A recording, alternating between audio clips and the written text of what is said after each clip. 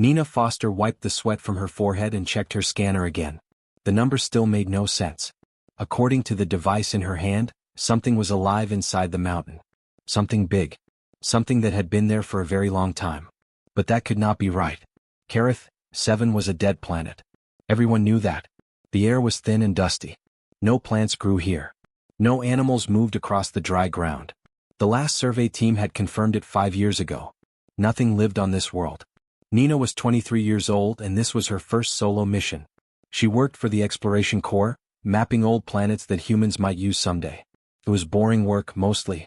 She would land, walk around, take samples of rocks and soil and move on to the next planet. This was supposed to be her easiest assignment yet. She looked up at the mountain. It was gray and lifeless like everything else on this planet. But her scanner kept beeping at her, insisting that life was inside. Probably just a malfunction, she said to herself. But she had checked the scanner 3 times already. It worked fine. Nina made a decision. She would climb up and take a look. If the scanner was broken, she would know for sure. If something really was up there, well, that would make her report a lot more interesting. The climb took an hour. The mountain was not very tall, but the rocks were loose and sharp. Nina's boots crunched on the dry stone. She could hear her own breathing inside her helmet. The air on Carith 7 was breathable, but it was thin. The helmet helped. Near the top, she found a cave entrance. It was hidden behind a fallen boulder. Nina would have missed it completely if her scanner had not led her straight to it. The opening was narrow and dark. Nina turned on her helmet light and squeezed through. The cave opened up quickly into a large chamber. Her light swept across the walls. They were smooth, almost polished. This was not natural. Someone had carved this space out of the rock. Then she saw it. In the center of the chamber stood a massive crystal structure. It was 20 feet tall and perfectly clear. And inside the crystal, barely visible in the dim light, was something alive. Nina stepped closer, her heart pounding. The crystal began to glow faintly, responding to her presence. The light grew brighter and she could finally see what was trapped inside. It was a creature unlike anything she had ever seen. It looked like the dragons from old Earth stories, but real. The body was covered in scales that might have been beautiful once, but now looked dull and cracked. Massive wings were folded against its sides, torn and withered. The head was large with a long snout and closed eyes. 4 legs ended in claws that scraped weakly against the inside of the crystal. The creature was dying. Nina could see that immediately. Its chest barely moved. The scales were the wrong color, faded like old paint. Everything about it spoke of slow suffering. Then the voice hit her mind. Water. Nina gasped and stepped back. The word had not come through her ears. It had appeared directly in her thoughts, weak and desperate. Water, please, anyone? The creature's eyes opened slowly. They were golden and ancient and filled with such desperate hope that Nina felt her chest tighten. You can hear me? The voice in her head was stronger now, trembling with disbelief. Nina nodded, then realized she should speak out loud. Yes, I can hear you. What are you? What happened to you? The creature's eyes closed again as if even that small effort had exhausted it. When the telepathic voice came again, it was weaker. My name is Safeketh. I am Varathian. I have been here for so long. So very long. The crystal. It lets me breathe but nothing else. No water. No food. Just slow death. I am thirsty. So thirsty. Nina's hands shook as she pulled out her water bottle. How long have you been here? 327 years. The number hit Nina like a physical blow. Over 3 centuries. Trapped in crystal, slowly dying of thirst. She could not even imagine that kind of suffering. Why? She whispered. Who did this to you? My own people. Safeketh's mental voice carried such sadness that Nina felt tears in her eyes. I was a commander in the Varathian fleet. During a campaign, I was ordered to destroy a colony. The beings there were farmers. Peaceful. They had done nothing wrong except exist on a planet my people wanted. I refused the order. I tried to protect them instead. Nina moved closer to the crystal, pressing her hand against its smooth surface. It was cold and hummed faintly. They punished you for showing mercy? The Varathian way values obedience above all else. Strength. Power. They said I was weak. A traitor to my kind. So they brought me here to this forgotten world and sealed me in this prison. They said I would have centuries to think about my weakness as I died slowly. They said it would be a lesson. Nina felt anger burning in her chest. This creature, this Safeketh, had been punished for the same values that humans considered good. For compassion. For protecting the innocent. That's not weakness, Nina said firmly. That's courage. You did the right thing. Safeketh's eyes opened again, and this time Nina saw something she had not expected. Tears. The ancient dragon was crying. In 300 years you are the first to say that. The first person to find me. I had given up hope. I thought I would die here alone and no one would ever know. Nina looked at her water bottle, then at the crystal prison. There had to be a way. The crystal was thick and strong, but she could see small cracks near the top. Maybe. I'm going to help you, Nina said. She did not know how yet. She did not know if it was even possible. But she could not walk away. Not from this. You would help me? But you do not know me. Your people and mine have never met. I could be dangerous. The Varathians might come back. Nina smiled even though she was terrified. You protected farmers you didn't know. I think I can take a chance on you. She raised her water bottle toward the crack in the crystal. Let's start with this. You've been thirsty for 300 years.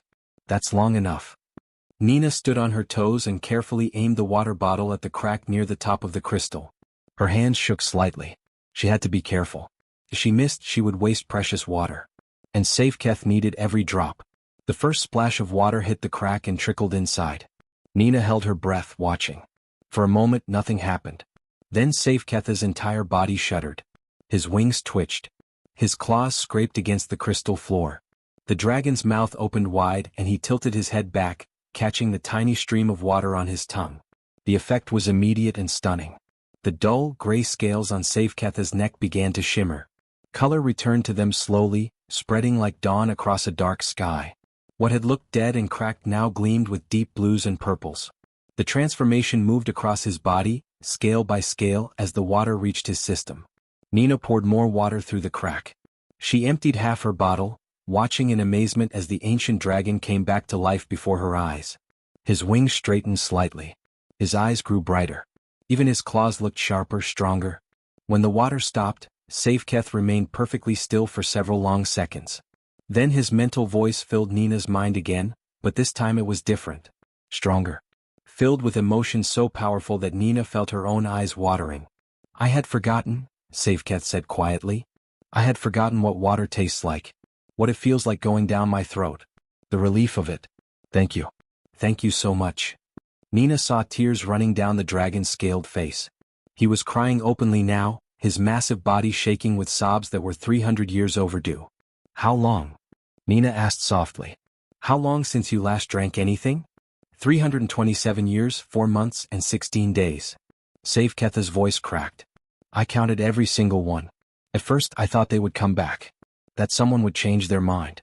That this was just a test. But decades passed. Then centuries. And no one came. Until you. Nina sat down on the cave floor, her legs suddenly weak. She tried to imagine going without water for even 3 days. Her throat would burn. Her tongue would swell. She would be in agony. But 3 centuries? How had he even survived? Varathians are difficult to kill, Safeketh explained, reading her thoughts. We can live for over 1,000 years. Our bodies are strong. We can survive terrible injuries. But we still need water. Without it, we simply suffer longer than other species would. The crystal keeps me alive but gives me nothing. It was designed that way. Maximum suffering. Minimum mercy. That's evil, Nina said bluntly. I don't care what you did. No one deserves that. My people would disagree. Safeketh moved closer to the crystal wall, as close as he could get to Nina. Let me tell you the full story. You deserve to know who you are helping. Nina nodded and settled in to listen. I was born on Vorith Prime 2,000 years ago, Safeketh began. I was trained as a warrior from childhood. That is the Varathian way. We are a proud species. Strong. We believe we have the right to take what we want because we have the power to take it. For centuries I believed this too. I fought in many wars. I conquered many worlds. I thought I was bringing glory to my people. His voice grew quieter, sadder. Then came the campaign on Beltar 3. It was a small planet with good soil and clean water. Perfect for Varathian colonies. But it was already inhabited. The Beltarians were simple farmers. They had no weapons. No armies. No way to defend themselves. My commander ordered me to clear the planet. That meant killing everyone. Every man, woman, and child. Nina felt sick. What did you do? I refused. For the first time in 1,500 years of service, I refused an order. I told my commander that these people were innocent. that they deserved to live, that taking their world was wrong. He laughed at me. He said I had gone soft. Weak. That I had forgotten what it meant to be Varathian. Safeketh's claws scraped against the crystal floor, leaving faint marks. I did more than refuse. I used my ship to create a shield around the Beltarian settlements. I stood between my own fleet and the planet. I told them they would have to go through me to hurt those people. That's incredibly brave, Nina said. It was foolish, Safeketh replied, but Nina could hear the pride underneath his words. They brought more ships. They overwhelmed my defenses. They arrested me and took me back to Vorith Prime for trial. The High Council said I had committed the worst crime a Varathian could commit. I had chosen weakness over strength. I had valued lesser beings over my own people. I had betrayed everything we stood for. What happened to the Beltarians? Nina asked, afraid of the answer. They were spared. My actions delayed the fleet long enough for the Galactic Union to hear about the situation and intervene. The Beltarians were relocated to a protected world. They are safe now, or at least they were when I was imprisoned. So my crime did save them. But my people never forgave me for it. Nina felt a strange mixture of emotions. Horror at what the Varathians had done to Safeketh. Admiration for his courage. And anger that such a good being had suffered so much for doing the right thing. The council wanted to execute me, Safeketh continued. But death would have been too quick. Too merciful.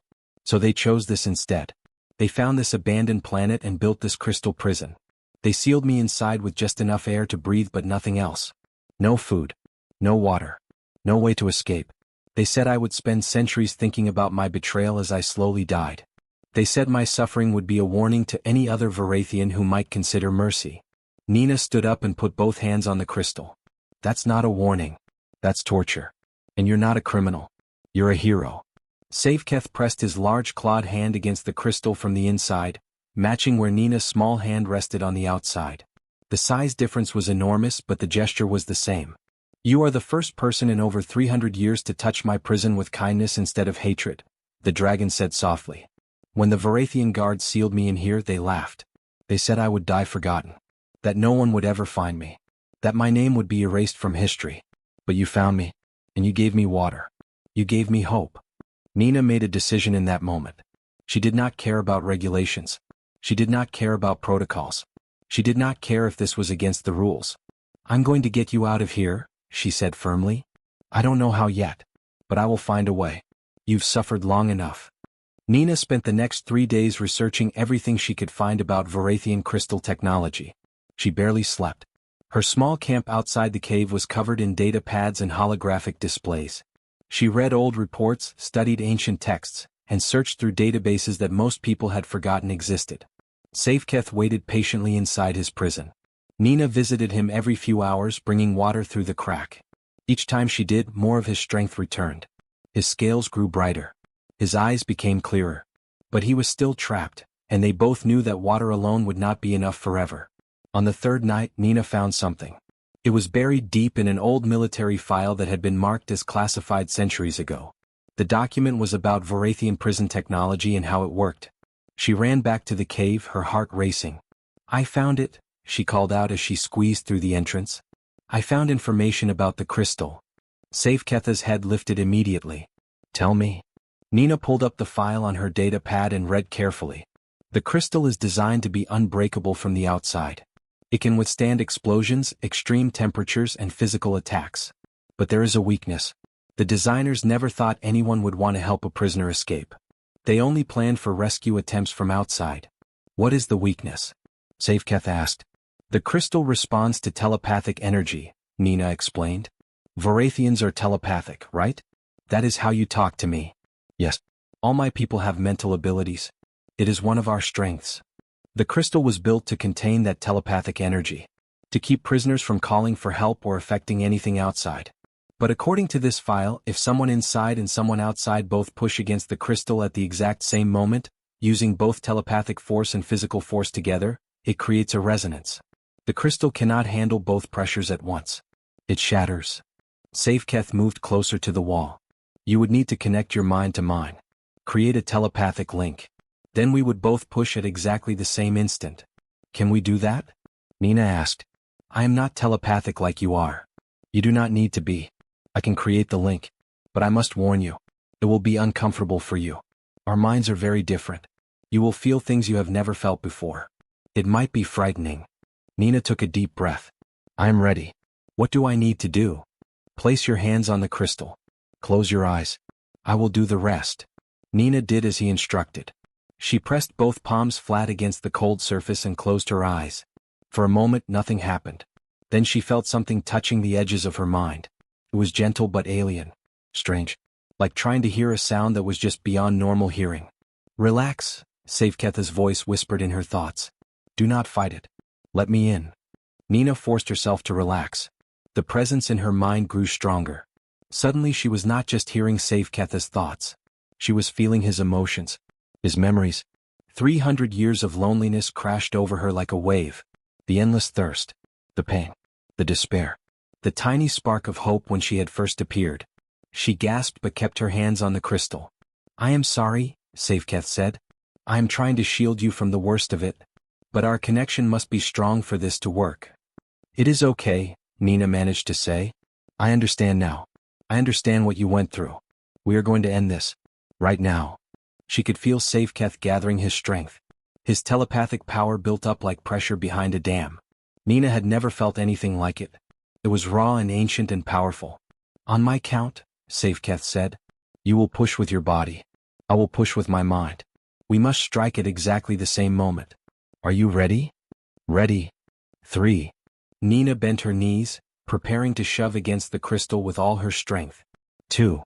She felt Safeketh's telepathic energy building to an incredible level. It hummed in her mind like electricity. 1. Nina pushed. She threw her entire weight against the crystal, every muscle straining. At the exact same instant, Safeketh released his telepathic power in one massive burst. The two forces met at the surface of the crystal. For a heartbeat, nothing happened. Then the crystal sang. It was a high-pitched sound that hurt Nina's ears. Cracks appeared, spreading from where her hands touched the surface. They raced outward in every direction, creating a beautiful and terrible pattern like lightning frozen in ice. The humming grew louder. The cracks grew wider. Light began to pour from the crystal, bright and blinding. Nina could not look away. She kept pushing, kept her connection with Safeketh strong, even though her arms burned and her head pounded. More? Safeketh roared in her mind. We are almost there. Nina screamed and pushed harder. Safeketh's telepathic power surged. The crystal could not withstand it any longer. It exploded. Not with fire or heat, but with pure light. Thousands of pieces flew outward in a spectacular cascade. They did not cut or harm Nina. Instead, they dissolved into sparkling dust that floated in the air like snow. The light was so bright that Nina had to close her eyes. When she opened them again, the crystal was gone. And Safeketh stood free. He was massive.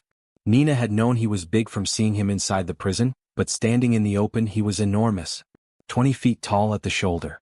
Wings that, even folded, nearly touched the cave walls. Scales that gleamed with deep blue and purple colors that seemed to shift in the light. For a long moment they both just stared at each other. Then Safeketh collapsed. His legs buckled. His wings dragged on the ground. He fell to his side with a heavy thud that shook the cave floor. Nina ran to him terrified. Safeketh, what is wrong? His mental voice was weak again. 300 years in that crystal. My body has forgotten how to be free. The muscles are weak. I need time. I need rest.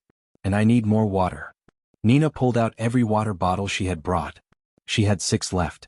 She opened them all and poured them over Safeketh's head and into his mouth. He drank desperately, his long tongue catching every drop. Thank you, he whispered. You broke the prison. After all this time I am free. Because of you. A human I met only 3 days ago showed me more kindness than my own people ever did. Nina sat down next to the dragon's massive head. She was exhausted. Her arms hurt. Her head throbbed from the telepathic connection. But she smiled. Rest now, she said gently. You are safe. You are free. And I am not going anywhere. Safeketh's golden eyes closed. Within moments he was asleep. His breathing was deep and steady. The breathing of someone who could finally rest without fear. Nina leaned against his warm scales and looked at the spot where the crystal prison had stood. Now there was only empty space and sparkling dust. We did it, she whispered. Nina sat beside Safeketh for hours, watching his chest rise and fall with each breath. The dragon slept deeply, his body finally able to rest after 3 centuries of torment. She had covered him with emergency thermal blankets from her ship, though they looked tiny against his massive form. When he finally woke, the sun was setting outside the cave. Orange light filtered through the entrance, painting everything in warm colors. "How long did I sleep?" Safeketh asked, his mental voice stronger than before. "About 6 hours," Nina replied. She held up another water bottle. "Ready for more?" Safeketh drank gratefully. His scales were brighter now, shimmering in the fading light. But when he tried to stand, his legs shook and he fell back down. "This is harder than I expected," he admitted. "My body has been still for so long. The muscles have weakened. The bones ache. Even my wings feel wrong." "Take your time," Nina said. "You do not need to rush. We have food and water. You can recover here safely." Over the next day and a half, Nina established a routine. Every hour she brought water. She had to make several trips back to her ship to refill her bottles from the main supply. Safeketh drank enormous amounts. His body was desperately trying to recover from centuries of dehydration. Nina also shared her food rations, though she quickly learned that Varathians had very different dietary needs. Safeketh could eat some of her protein bars, but he really needed meat. Fresh meat. Nina had none to give him. "I will hunt when I am stronger," Safeketh said. "There must be some small creatures on this planet. Something survived here." "The scans showed the planet was dead," Nina reminded him. "Scans can be wrong. Life finds a way even in harsh places." As Safeketh rested, they talked. Nina told him about Earth and humanity. She explained how humans had nearly destroyed themselves in wars over resources, but had eventually learned to work together. She told him about the Exploration Corps and her dream of discovering new worlds. Safeketh listened with fascination. "Your people sound much like mine in some ways. Capable of both great violence and great compassion. But you chose compassion. My people chose power." "Not all of them," Nina pointed out. "You chose compassion. That counts for something." Safeketh shifted his position, trying to get more comfortable. "I have been thinking about what I will do now that I am free. Where can I go? My people will hunt me if they find out. And I have been gone for so long. Everything I knew is gone. Everyone I cared about is dead." Nina felt a pang of sadness for him. "You can come with me. Back to human space. We have procedures for refugees. You would be safe there." "You would do that? Take a criminal alien back to your homeworld?" "You are not a criminal. You are a hero who was punished for doing the right thing. My people will understand that." Safeketh's eyes glistened. "You have given me so much already. Water. Freedom. Hope. And now you offer me a home. I do not know how to thank you." "You do not need to thank me. You just need to get better." By the second day, Safeketh could stand on his own. His movements were stiff and awkward, but he could walk slowly around the cave. He stretched his wings carefully, wincing as ancient muscles pulled and ached. "It feels strange," he said. "Being able to move. Being able to choose where I go. For 300 years I could only stand in one position. Now I have choices again. It is overwhelming." Nina was preparing another meal when her communicator suddenly beeped. She looked down at it, confused. She was not expecting any messages. She was supposed to be alone out here. The beeping grew louder. More urgent. Then her ship's computer connected to her communicator, and a mechanical voice spoke. "Warning. Warning. Unidentified ships entering system. Multiple contacts. Varathian signatures detected. Distance, 2 days travel at current speed. Warning." Nina's blood went cold. She looked up at Safeketh. "They are coming. Your people are coming." Safeketh's expression changed immediately. The gentle, tired dragon disappeared. In his place stood the ancient warrior he had once been. His eyes hardened. His scales seemed to darken. "The crystal prison had a failsafe," he said grimly. "I should have remembered. When it breaks, it sends a signal. An automatic distress call to any Varathian ship in range. They know someone freed me. They are coming to investigate." 2 days, Nina said, trying to stay calm. "We have 2 days to get off this planet. Can your ship outrun them?" Nina shook her head. "No. Varathian ships are faster than anything humans have built. If they want to catch us, they will." Safeketh tried to spread his wings fully. They extended about halfway before he gasped in pain and folded them again. "I cannot fly yet. Even if I could not carry you. We cannot escape." "Then we hide," Nina suggested. "We take my ship and find somewhere else in the system. Somewhere they will not look. They will scan the entire system. They will find us eventually." Nina sat down heavily on a rock. Her mind raced, trying to think of solutions. They had broken Safeketh out of prison. That made her an accomplice. The Varathians would not be happy about that. "What will they do to you?" she asked quietly. "Kill me immediately. No trial this time. Just execution." "And me?" Safeketh looked away. "I do not know. Humans and Varathians have no official contact. No treaties. You would be the first human they have ever met. They might kill you too. Or they might take you prisoner to study. To learn about your people. Neither option is good." Nina stood up, her jaw set with determination. "Then we do not let them catch us unprepared.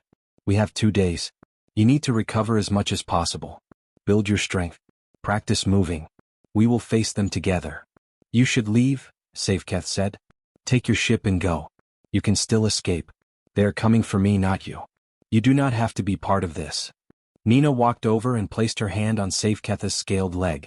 Even sitting down, he towered over her. "I did not free you just to abandon you now. We are in this together. Whatever happens, we face it together." Safeketh lowered his massive head until it was level with Nina's face. "You are either very brave or very foolish." Nina smiled despite her fear. "My mother always said I was both." For the next 2 days they prepared. Safeketh pushed himself to recover faster. He practiced walking, then running. He forced his wings to extend fully even though it hurt. He needed to be ready to fight if it came to that. Nina worked on her ship, making sure everything was functional.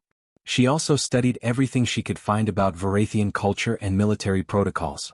If they were going to face Varathian warriors, she needed to understand them. On the evening of the second day, they stood together at the cave entrance, looking up at the darkening sky. "They will be here by morning," Safeketh said quietly. Nina nodded. "Are you ready?" "No. But I am grateful. For the first time in 300 years I am not alone. Whatever happens tomorrow, thank you for that." The Varathian ships arrived at dawn. There were 3 of them, massive and dark against the pink morning sky. They moved silently through the atmosphere, descending toward the mountain where Nina and Safeketh waited. Nina stood at the cave entrance, her heart pounding so hard she could hear it in her ears. Safeketh stood beside her, his full height finally restored. His wings were spread wide, showing that he was not hiding. That he was ready to face whatever came. "You can still run," Safeketh said one last time. "Get to your ship. Leave now before they land." "No," Nina said firmly. "We stand together." The ships landed in a triangle formation around the mountain base. Ramps extended from their sides, and Varathian warriors emerged. Nina had never seen others of Safeketh's species before. They were all massive, all covered in gleaming scales of different colors. Red, green, gold, silver. They wore armor that looked both ancient and advanced. Each carried weapons that hummed with energy. There were at least 30 of them. One Varathian stepped forward from the group.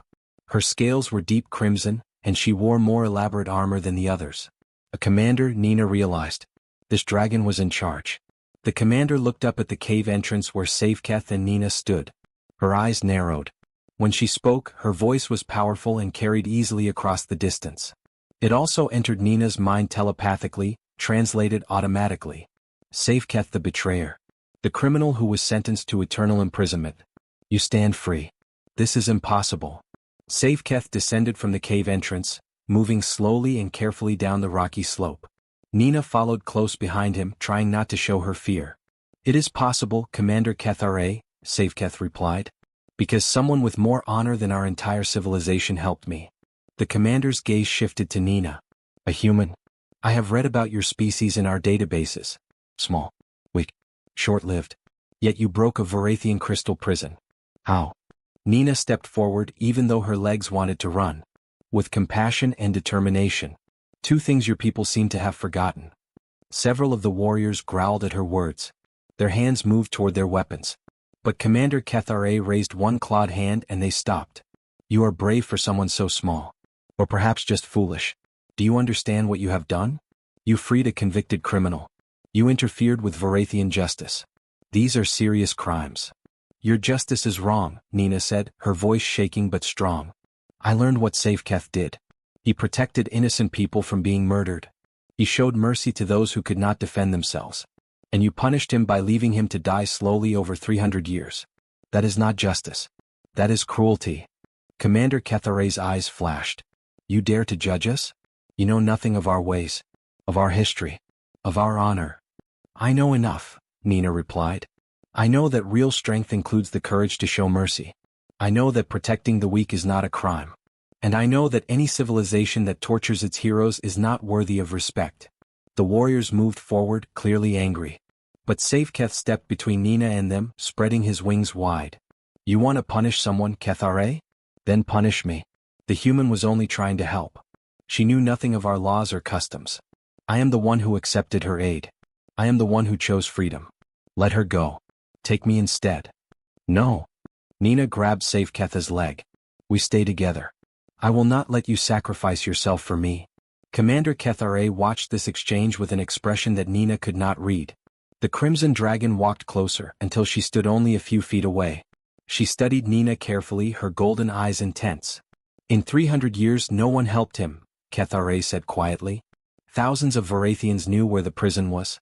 Many flew past this planet. None stopped. None questioned the sentence. None showed mercy. But you, a complete stranger from another species, gave him water. Broke his chains. Risked your life to free him. Why? Nina met the commander's gaze without flinching. Because it was the right thing to do. Because no one deserves to suffer like that. And because Safeketh showed me that your people are capable of compassion. He proved it when he protected those farmers 300 years ago. I just did what he would have done for me. Kethare turned to look at Safeketh. Is this true? Would you have helped her if your positions were reversed? Yes, Safeketh said without hesitation. That is why I was imprisoned. Because I believe all life has value. Because I believe mercy is not weakness. These beliefs have not changed. Even after 3 centuries of suffering, I still believe them. The commander was silent for a long time. The other warriors watched her, waiting for orders. Nina could see weapons ready to fire. She knew that one word from Kethare, and they would all die. Finally, the commander spoke. I was young when you were sentenced, Safeketh. I remember the trial. I remember thinking that the punishment seemed too harsh. But I said nothing. I was afraid to question the council. To question our ways. I told myself that you must have deserved it. That our leaders knew best. She looked at Nina again. But this human, this small creature who has only known you for days, had more courage than I did. She saw injustice and she acted. She did not fear our laws or our power. She simply did what was right. Kethare turned to face her warriors. I have been thinking about our ways. About our values. We pride ourselves on strength. On power. On conquest. But what good is strength without wisdom? What good is power without mercy? This human has shown me that we have lost something important. Something we need to remember. One of the warriors stepped forward. Commander, our orders are clear. We must recapture or eliminate the prisoner. And deal with anyone who helped him. I know our orders, Kethare said sharply. But I am choosing to interpret them differently. She looked at Safeketh and Nina. I cannot simply let you go. The council would never accept that. But I can do something else. I can bring you both before the High Council. I can ask them to reconsider Safeketh's sentence in light of new evidence. The evidence that a complete stranger found him worthy of saving. That his crime of mercy was answered with mercy from another species. They will never listen, Safeketh said. The council is set in their ways. Perhaps, Kethare agreed. But perhaps not. Times change. People change. 300 years ago I might have agreed with your sentence. Today I do not. Maybe others have changed too. Maybe seeing this human's courage will inspire them. Maybe it is time for our people to remember what true honor means. Nina felt hope rising in her chest. You will really speak for us?